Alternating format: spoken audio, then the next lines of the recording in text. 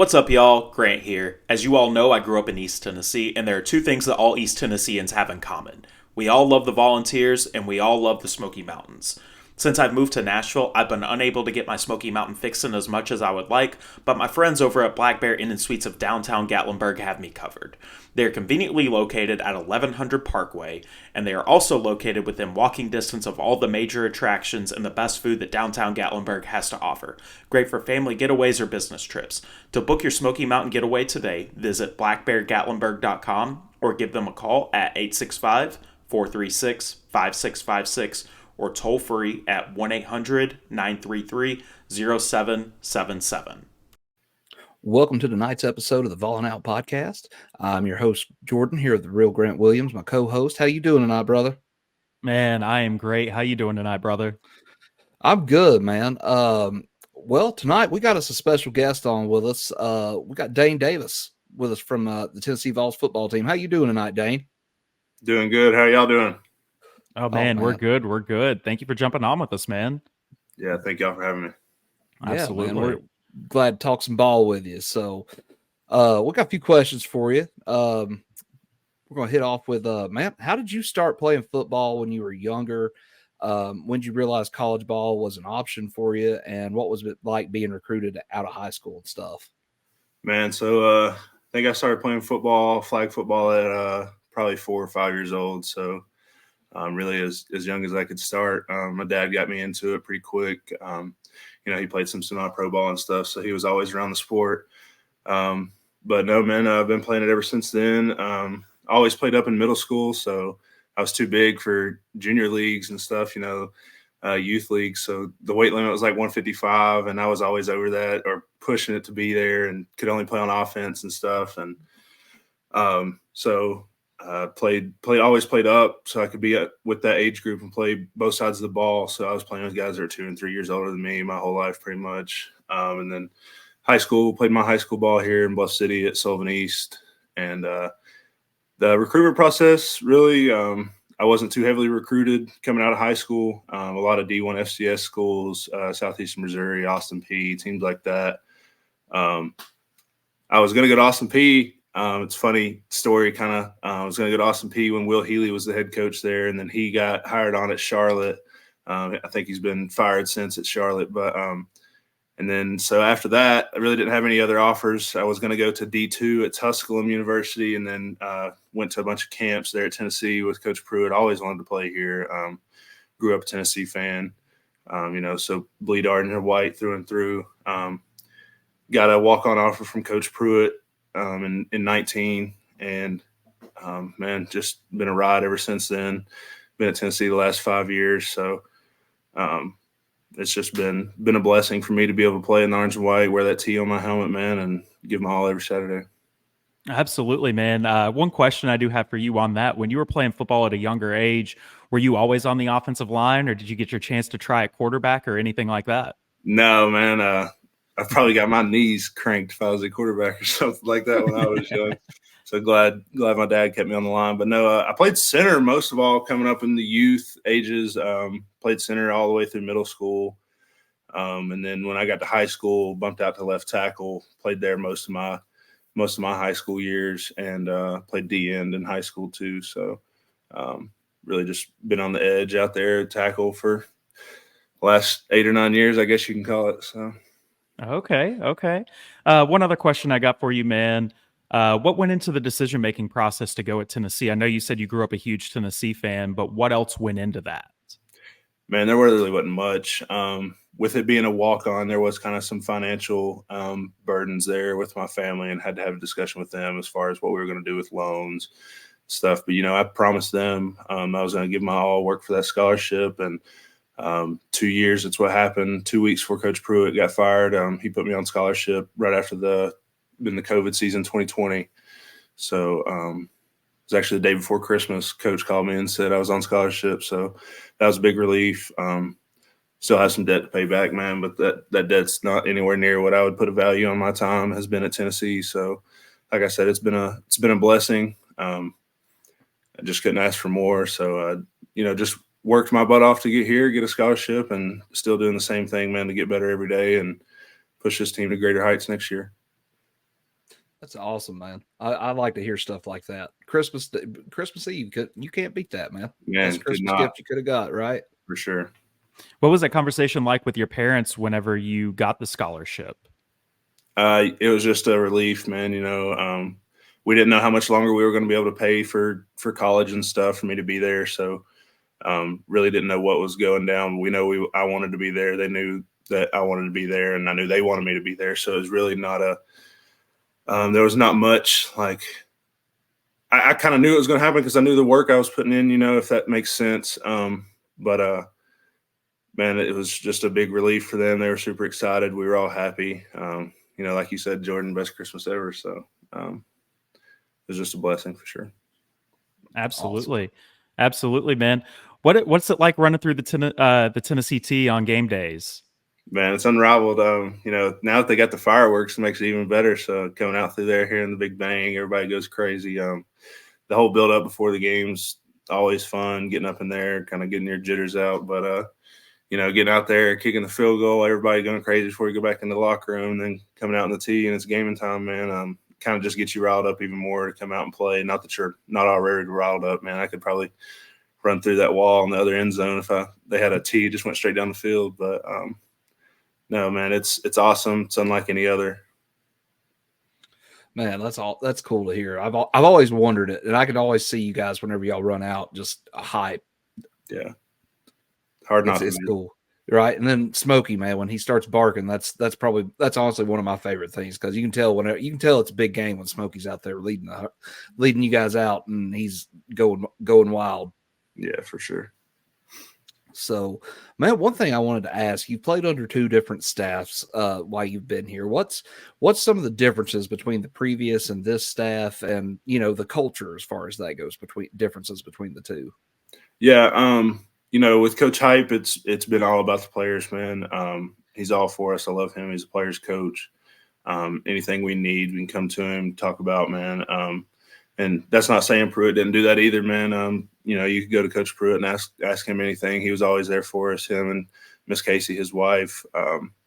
But the culture's really changed. I think everybody being together in the locker room under Heupel, everybody being on one mission, play for the team, play for the T on the side of the helmet, man, and go out there and get a win every Saturday. And we know that's our goal. We want to know every week. So the culture's really great under Coach Heupel, and I'm looking forward to how much better it gets with these new guys coming in, some of these new leaders stepping up, and it's just great. It's been a good change, and I think our success the last 2 years, although this year we fell short of where we wanted to be, last year fell short of where we wanted to be, man, but things are turning around in Knoxville.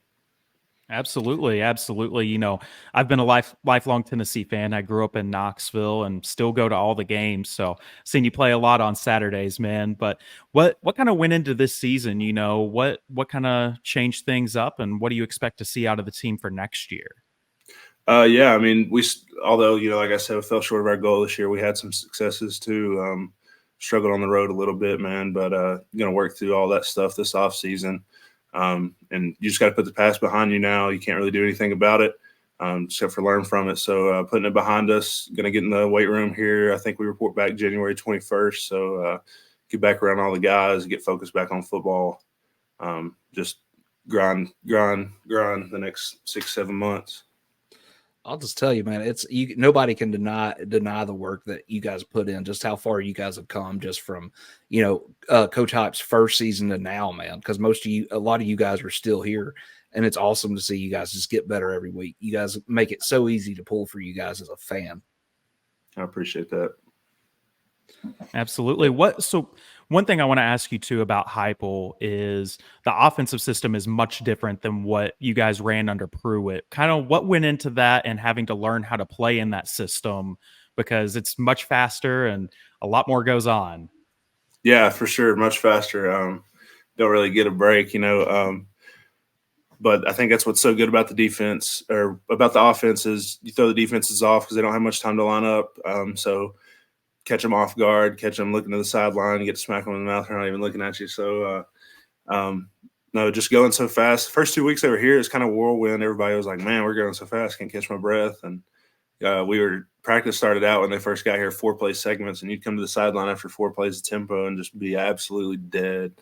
And we were all complaining about him, man. Like, golly, we're just tired out here. Like, how are we going to do this in a game? But it grew on us fast. We knew what it saw to a defense.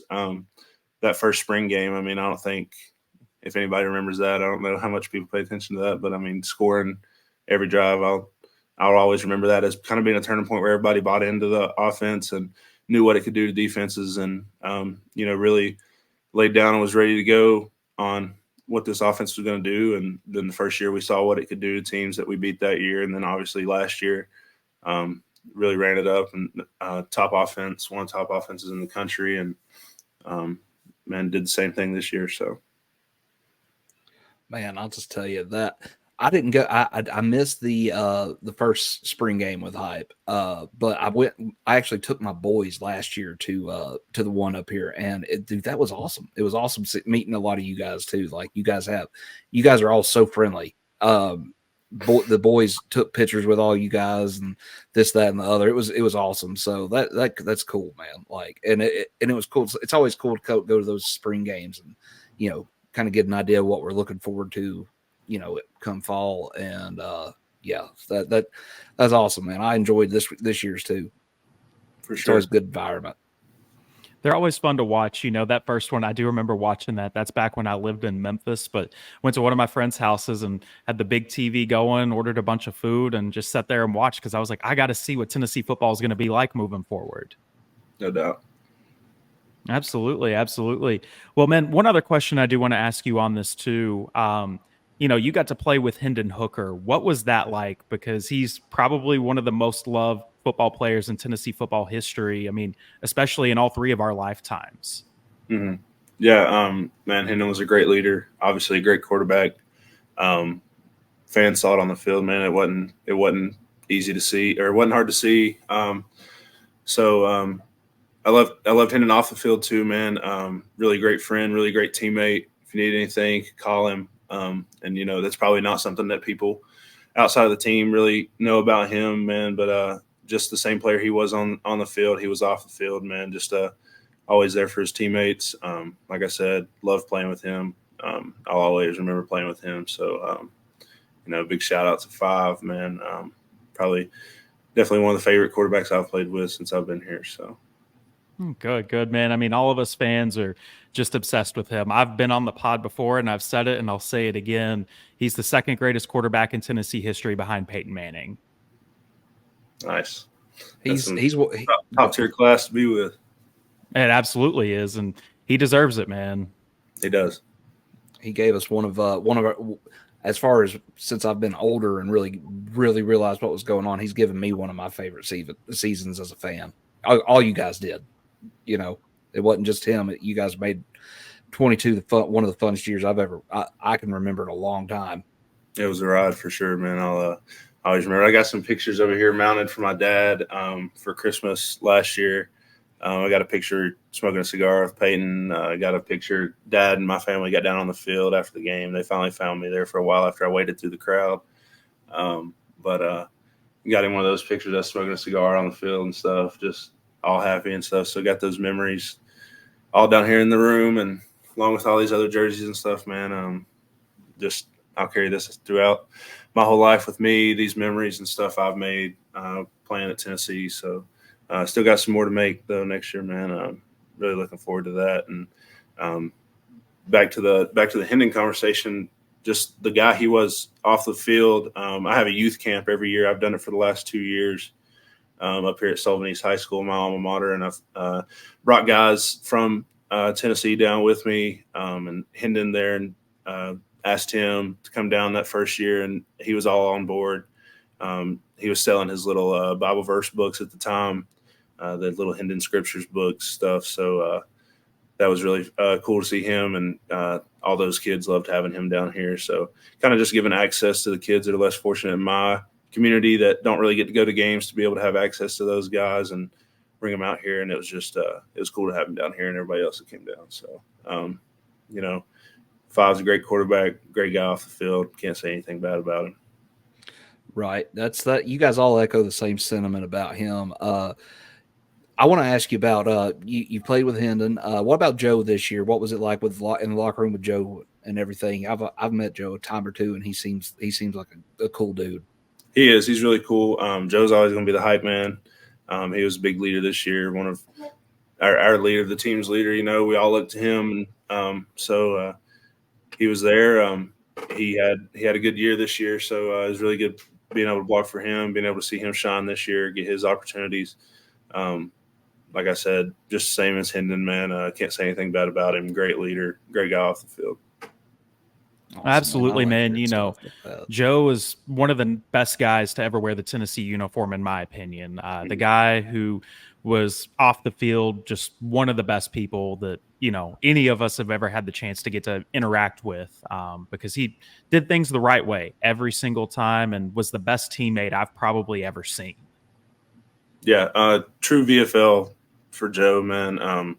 In a time with the transfer portal, NIL, there's so many factors that could leverage somebody to leave. And Joe is all about sticking around here for the team, man. And I hope fans see that and truly understand that about him. And I think they do. But, man, if you don't, just all the factors that could have leveraged somebody to go somewhere else, Joe decided to stay, put the work in, wait till his opportunity came, and took full advantage of it. So I definitely think Seven should go up there with all the others, man, as true VFL and really the definition of all for life. So absolutely, man. Absolutely on that.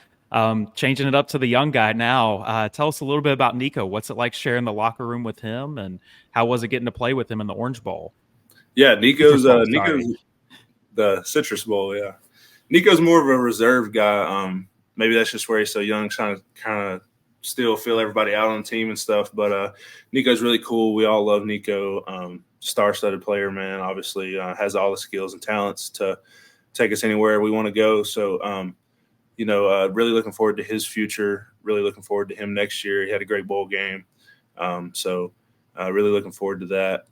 Great guy off the field, great guy on the field, and he'll continue to grow to be a leader here in the next couple of years. So looking forward to his future. He seemed like he really trusted you guys in that Citrus Bowl, buddy. You guys paved the way for 3 rushing touchdowns. It was pretty impressive. Yeah, we had some mishaps. You're always going to have mishaps. You're never going to be perfect. But just being able to see him being able to fight through those, and it didn't really take him off his game. He was still able to truck along. And once us as an O-line got in that groove, man, it just took off there second quarter, and everything started clicking good for us. So. Took the number 4 defense, routed them 35-0. So that's always a good feeling, especially the couple weeks, 2-3 weeks prior. All you hear is about their defense. And just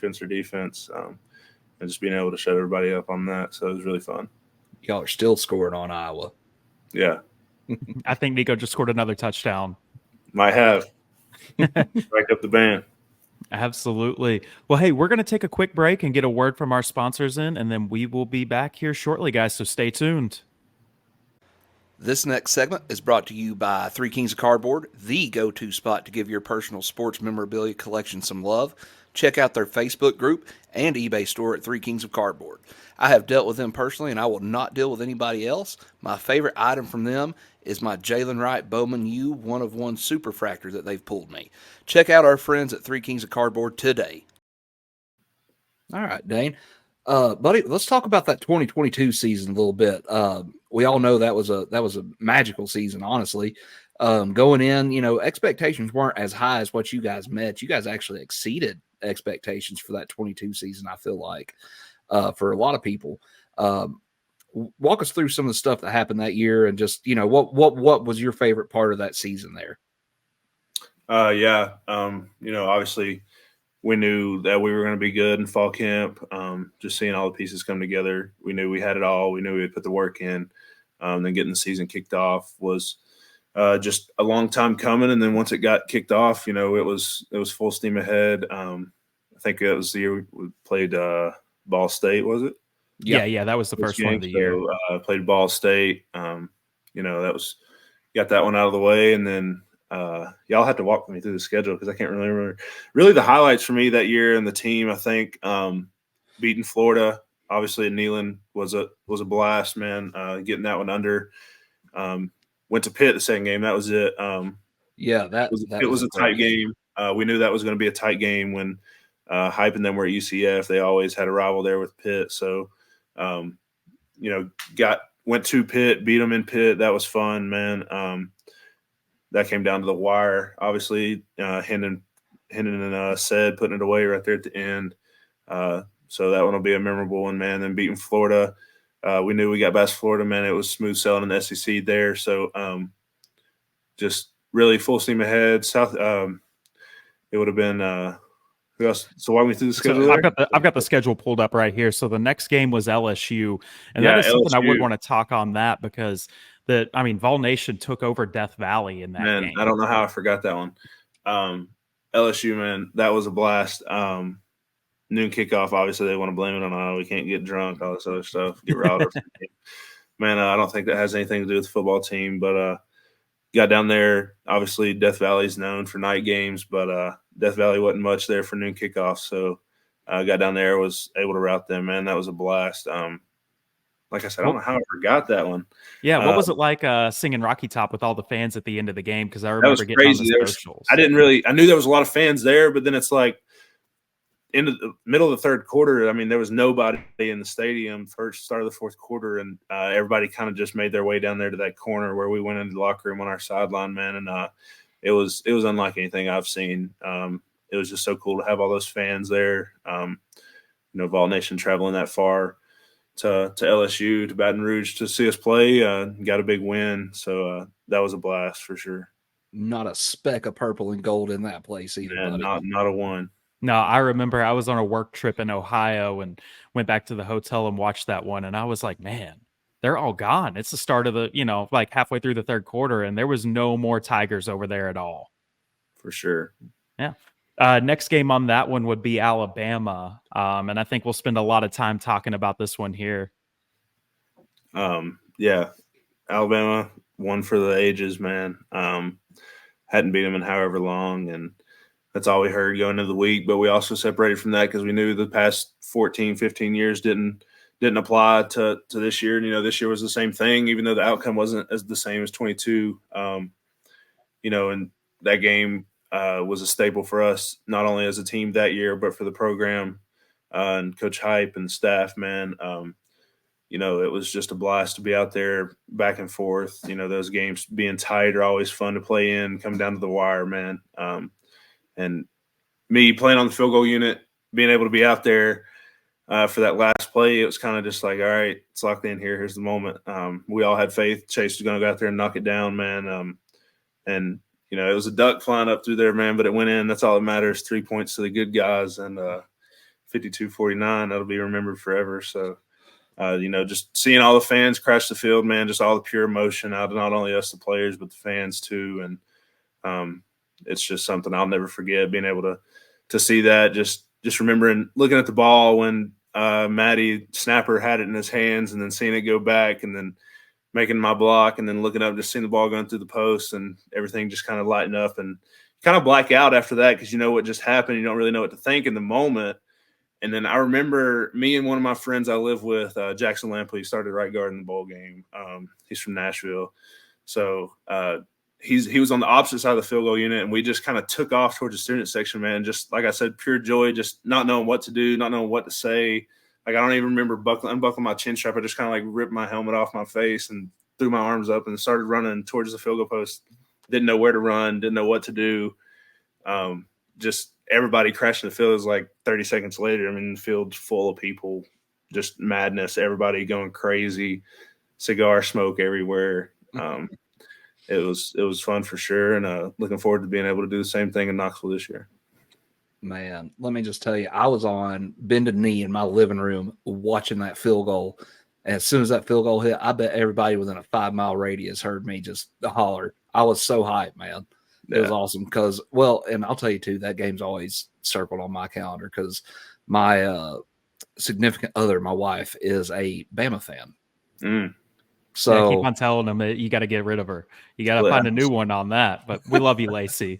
I mean, surely you knew that before you popped the question. I did. She's a good one. She's very supportive of what we do. So, and she cheers for you guys too. So she's not. The tide's turning. The tide's turning. That's good. Absolutely. You know, man, I was at the game over there, and that was, I mean, just the best atmosphere I've ever been a part of as a sports fan. And I was telling Jordan before we hit record on this, you know, that was probably the best day of being a sports fan in my entire life. Not and something I didn't know before the game that was going on, but just obviously 102,000 in the stadium, but I mean, there was probably another 30, 40,000 outside the stadium watching it in the lawn over there where they had the pop-up screen. And I remember seeing a video on Twitter that was really cool to see. It was like there was a lag in what the show was out there with everybody watching it on that screen. And then they saw the fireworks go off and they're like, oh my gosh, you know, he made it. And then before it was even going on the TV, everybody was already celebrating out there. And I thought that was really cool to see that not only was it a sold out game, there was another 30, 40, 50,000 people outside the stadium, you know, doing the same thing, cheering us on, watching the game. So I just thought that was really cool, man. Oh, yeah. How did that cigar taste at the end of the game? Man, it was crazy. I probably had 2 or 3 of them that night. There's a video out there somewhere, me with this older woman, really nice lady. She just went ecstatic, and I hadn't got a cigar yet. And then there was some random fan student that gave me one, and I had been puffing on it, and he lit it for me, man. And then this woman, her name's Betty, and the only reason I know is because she had me on Facebook, sent me all these pictures. She's had T-shirts, her and her family, so shout out to Betty. She came up, was just ecstatic on the field and ran straight to me, and of course, I didn't know her from Adam, so she just ran up straight to me and was like, oh my gosh, and just screaming at the top of her lungs. And I kind of pulled my cigar out of her mouth and handed it to her. I was like, you want a puff? And she was kind of, you know, hesitant to take a puff, and finally got her to do it. And there's a video out there somewhere, and me and her just kind of celebrating, and it was really fun. Funny moment there that I'll remember too. That's awesome, man. I love hearing stories like that. You got, like I've said before, man, you guys are awesome to us fans, and a lot of the times you guys don't have to be. So just know it's by a lot of us is very much appreciated. Man, we thank the fans too, man. The environment in Neyland wouldn't be the same without 102,000 in there every Saturday. So it's always fun to play in front of the fans, man, and have them on our backs and have them there for cheer us on and be able to put a show out for them. Absolutely, man. Well, still kind of on that Alabama topic right here. We all know that Saban announced his retirement yesterday, and we are recording this on Wednesday this week. But kind of tell us about going up against Saban, and how's it going to be different on the third Saturday in October this year? Man, going against Coach Saban, you know, they're always going to be a good defensive team. They're always going to have something schemed up. Blitzes, whether it's in the backfield, their DBs, their linebackers, they've always got good players. So it's always fun to kind of test your matchup with them. But man, this is Tennessee, man. And we know that third Saturday in October is always going to be the one circled for everybody. And we don't look past any game, man, but we know as soon as it's that third Saturday in October, it's time to step it up a notch and really go out there and put on the best we've got. So it's always fun playing against them.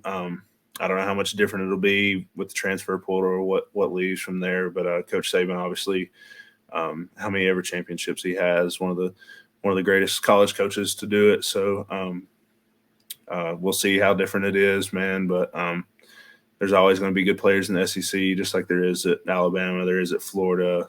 You know, any SEC school is going to have players. So, but here in Knoxville, we've got players too. So strap it up. This is the SEC. It's better in Knoxville, man. Wear the orange and white. Just ready to get it strapped back up here. You know, we just took it off, but before you know it, it'll be football season again, football time in Tennessee. Best time of the year, buddy. For sure.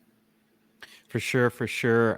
So diving into that schedule a little bit more in 22, UT Martin, Kentucky, Georgia, Mizzou, Carolina, and Vanderbilt to end out the year.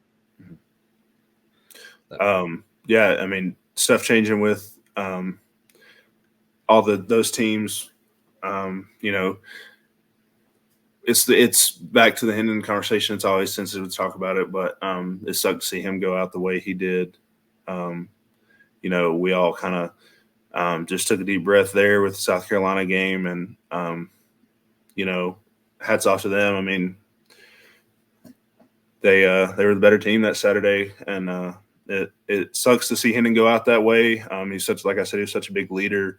for us, and we knew he'd put so much work into it and believed in us just like we believed in him. So, but rallied around Joe after that. Played Vanderbilt, took it into the Orange Bowl, and finished the year out with Joe, and then carried it into this year. So that Orange Bowl, buddy, that was legit too. You guys sent them packing back to the for grill, sure, flipping fun. burgers. For sure, flipping burgers. We don't forget in Vol Nation, buddy. No doubt. We don't. Dabo, you need to remember that one in case you take that Alabama job. You got to remember we don't forget stuff in Knoxville. Not a thing. So kind of diving into the bowl game from this past season, man, what was the bowl prep like? And did you get any cool bowl gifts from the Citrus Bowl? So bowl prep, we take like 3 or 4 days off after the last regular season game and kind of just get some treatment in, get our bodies back right, and then get back to it with workouts and then get back into practice. We practice. It's more young guys stuff for the first 2 weeks after after the last regular season game, and then we have about 2.5 weeks where we really get into old guys, vets, getting back into practice, getting ready to play in the bowl game. So gives the older guys, the guys that play a lot, a chance to recover our bodies, get back into a good roll and rhythm. Just get our fundamentals back under us. A lot of people think, well, 2 weeks off, it's not a lot of time, but you'd be surprised how much your body kind of relaxes off of your tendencies that you had going through the season, and how you throw your hands, like as an O-lineman, how you throw your hands, how you set. And it does. I mean, you don't do it for a week, and it's crazy how much changes and how much different it feels when you get back into it. So being able to get back into that and then just getting to the bowl site, getting prepped. Of course, you have some events mixed in. This year we went to Universal. That was really fun. And then we got to do something that I've never got to do at a bowl game. So we went to this place called Fun Spot in Orlando, and it's for it was an event for underprivileged kids in the Orlando community, and Iowa was there too, their whole team. So they paired us up. They had a bunch of kids there. And Fun Spot, it's kind of hard. It's got a couple roller coasters in it, but it's more they got like go-karts and a bunch of carnival games and stuff. So it's like a mini theme park. It's got a couple roller coasters, like I said. It's got some other rides and stuff, but got to team up with Iowa. So it was like a team or a player from Tennessee, and then a player from Iowa would team up with a kid, and they'd take them anywhere they wanted to go in the park, just be with them all day, kind of get to know that kid, give them a chance, and give them a kind of hope to know to just keep pushing forward and know that they can make it to where we're at, but also just have fun with the kid, brighten up their day, hopefully make an impact on their life for later. So that was really fun. It was really special. Probably one of my more memorable team events we've gotten to do. Just the impact we were able to make on those kids and see those kids smile and have a good time for the 1.5 to 2 hours we were with them. Man, that's awesome right there. The community outreach that you guys do is unbelievable, and I love seeing that, especially not being inside the great state of Tennessee. You go down to Gator country and you're trying to convert those kids over to being Vol fans. Yeah. Did you get a favorite bowl gift from the Citrus Bowl? Did they give you guys any cool shoes or anything like that? Or no, they see what we got here. I'm trying to remember. I know we got a backpack, we got a football, then we got like a mixer cup that's got a speaker built into the bottom of it. But they really didn't have a bowl suite. The Orange Bowl had a bowl suite. We got to pick from a bunch of different stuff. So it was like a bowl system. It was like a point system.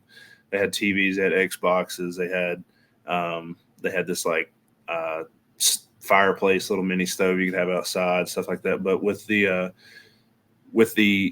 Citrus Bowl, it was just they gave us a good little gift card, and we were able to spend that where we wanted to. So, we got like I said, a backpack, a football for our teammates' son had the Citrus Bowl logo on it. Got a really cool box of Cheez-Its. It's kind of got like I'll just show it to you.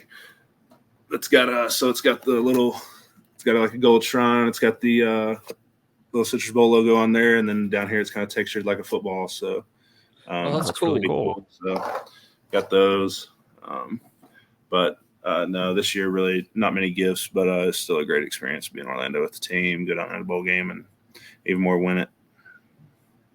That's awesome, man. That's cool. We were curious about that. Just sometimes you see the bowl games throwing out gifts and stuff, and that's cool. That's cool though. That's a nice little keepsake right there. Yeah, for sure. Yeah, don't eat the Cheez-Its in that one. we'll get a ring from that game. So we'll have a ring coming in here in a few months. Oh, Nice. cool. The Orange Bowl. So, wanted to ask you too. What's kind of you guys? What's you all's expectations going into this season? What's the vibe in the locker room you guys got going right now? Man, we know we've got all the tools to win it all, and that's the goal every year. But really looking forward to this next season, getting back in the weight room with all these guys. We're going to be a younger team, man, but we've got a lot of old pieces. A lot of guys coming back on the offensive line. But we'll be have a few transfers coming in. Got some young guys stepping up. I know D. Samp going to be a great player, already a good player. They're at running back, going to be a leader too. Nico stepping into that role. Some young guys out on the edge, Caleb Webb, Chaz Nimrod, those guys stepping up bigger roles at wide receiver. So got Brew coming back. It's going to be a big help. That man can block, he can catch, he can do it all. So looking forward to him being able to get back, man, and just know we're going to be really good on offense. So, not much really to say about it other than we're coming for it all next year, man. And defense, the same thing. They got some really great players on that side of the ball. James Pierce, Keenan's coming back, Keenan Pilley. Got a lot of young guys on that side of the ball. They're really looking forward to see how they turn out this next year, man. And just know they're going to give their all for Tennessee. So looking forward to it. Should be an exciting year. Out of the early enrollees you guys had, who stood out to you guys like the most for that you feel like will more than likely contribute quite a bit this season? Gage Ginther is going to be a good player, I think. He's got a lot of the talent, a lot of the intangibles, man. So get him in the weight room, get him some weight on him. He'll be able to help us next year. Guys like Jesse Perry, just talking to lineman right now. Jesse Perry is going to be a good player, super athletic. Then you got Will Satterwhite. He's going to be good. Guy's fierce. He doesn't care who he's going up against. He's going to bring it. So really like those newcomers, man. They're going to be good players. Looking forward to them growing in the room, being able to learn from us older guys, and hope I can just give them something that I've learned that they can carry on, man, and put it in their game. So, but all the newcomers. Boo Carter stood out big time in bowl prep, just flying all over the field. It's like he comes out of nowhere sometimes and just catches the ball in midair. It's like, man, where did he come from? But no, Boo's really cool.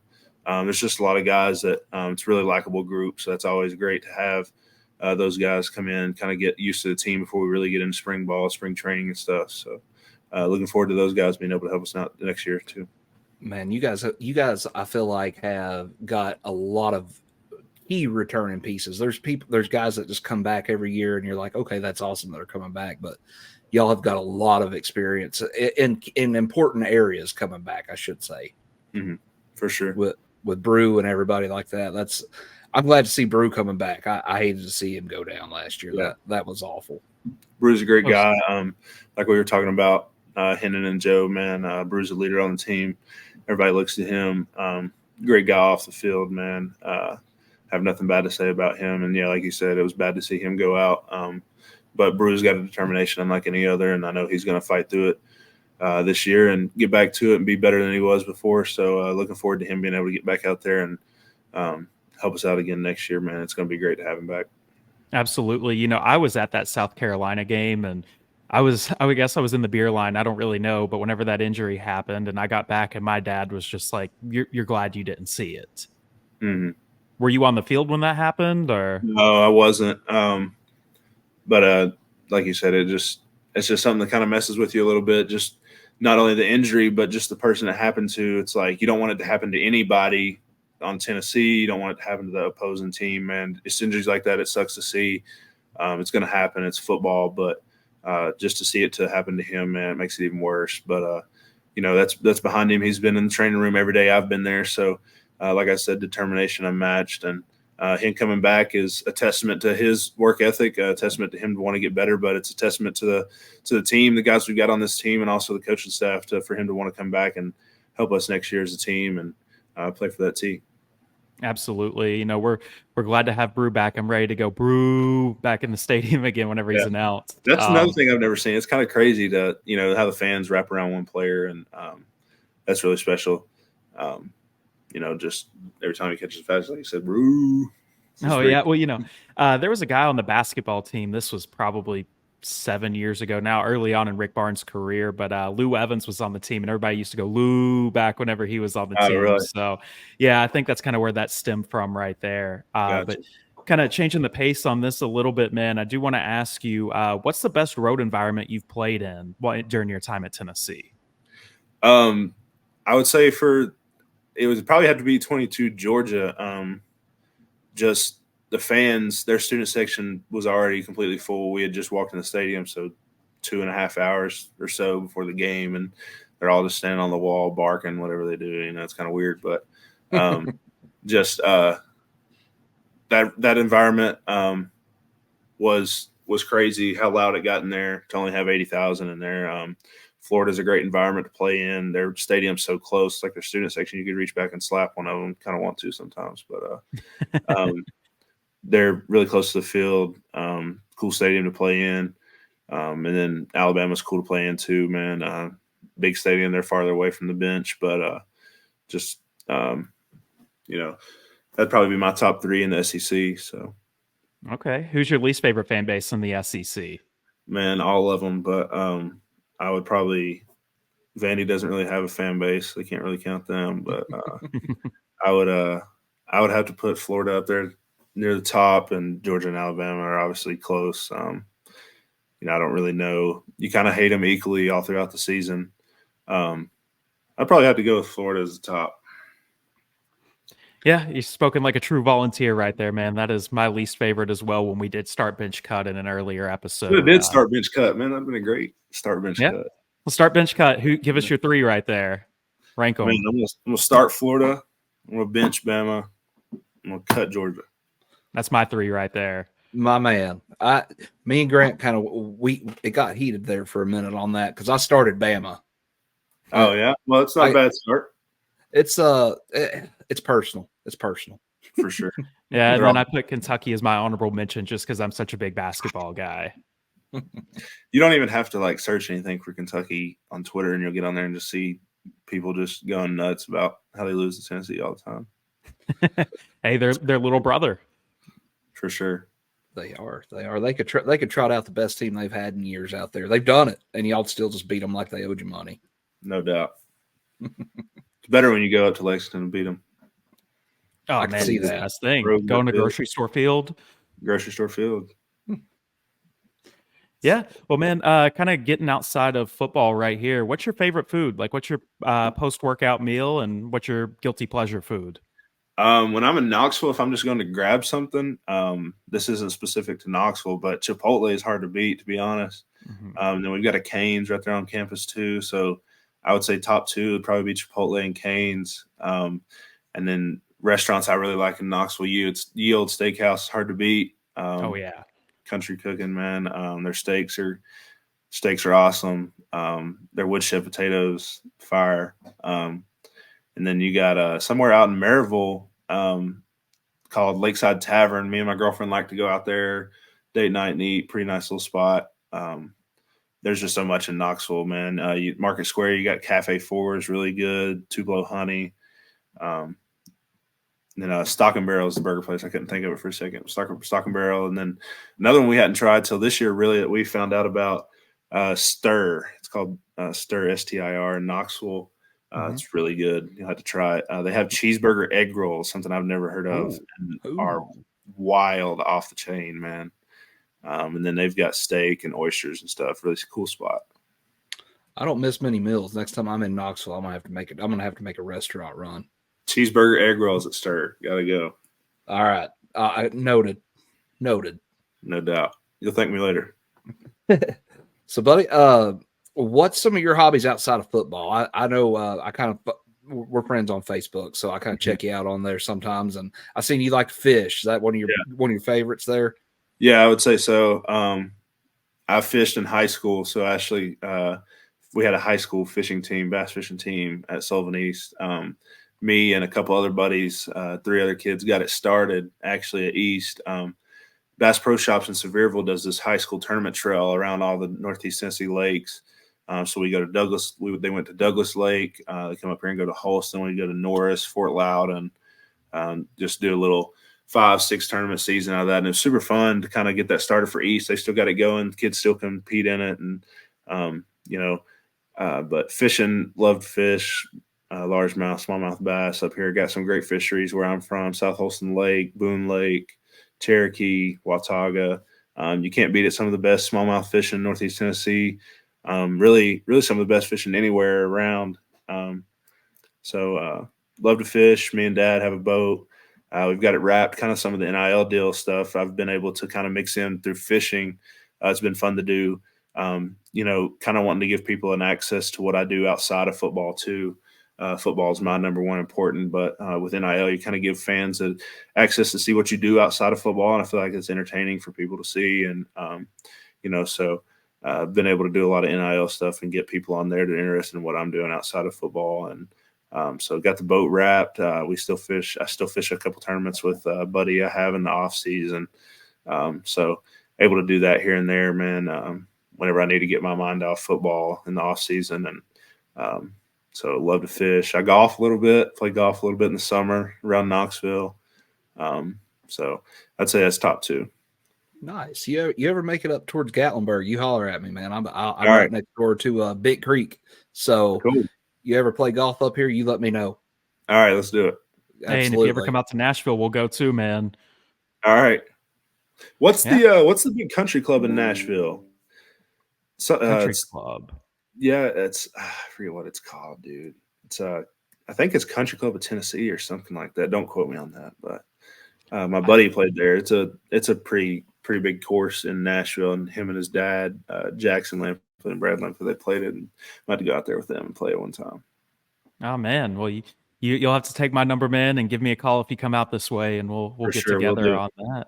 But man, well, it's been fun having you on today. One question for you: where can our listeners find you out on the social media platforms? Yeah, so Instagram and Twitter are my 2 big ones. If you're on Facebook, it's just Facebook Dayne Davis, and you can see my football picture there is my profile picture. And then on Instagram, it's _Dayne Davis. That's my account there on Instagram. And then on Twitter, I think it's Big Dayne _Davis, capital B, and both D's are capital as well. So pretty heavy on Instagram. Don't post a lot on Twitter. And you can see kind of more of my everyday life on Facebook, stuff like that. But Instagram will probably be the number 1 to go to. Like I said, _Dayne Davis on Instagram there. And you'll see a lot of my content, NIL, kind of companies I partner with, and obviously football content. So check me out. Absolutely will, dude. Man, we appreciate you so much jumping on with us tonight. This has been an awesome conversation, getting to know you and everything. This is awesome. Man, thank y'all, and had fun talking to y'all tonight, man. Just for everybody that's going to watch, man, looking forward to next year. Looking forward to having 102,000 back in Neyland every Saturday and getting things rolling. It's going to be fun. Absolutely, man. Absolutely. Well, I'm ready to be inside of Neyland cheering you on this year, and we'll be on the lookout for you. Let's do it. Go Vols. Absolutely. Go Vols. Go Vols. This episode of the Vol and Out podcast has been brought to you by our friends at Peace of Mind Enterprises. From construction, home remodel, down to general handyman services, Peace of Mind has you covered. All technicians are licensed and insured, servicing East Tennessee with 30-plus years of experience. Call 865-202-7167 for a free estimate, because nothing beats having peace of mind.